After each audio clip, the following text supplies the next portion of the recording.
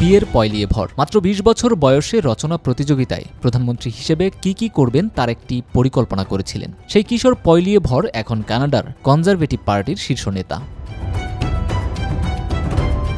কিশোর বয়সে দেওয়া পরিকল্পনার বদৌলতে তিনি কানাডার প্রধানমন্ত্রী হওয়ার দৌড়ে সবচেয়ে এগিয়ে। ওই রচনা প্রতিযোগিতায় তিনি দেশের জন্য করহার কমানো এবং ছোট আকারের সরকার ও মন্ত্রিপরিষদের গঠনসহ নানা দৃষ্টিভঙ্গি তুলে ধরেছিলেন।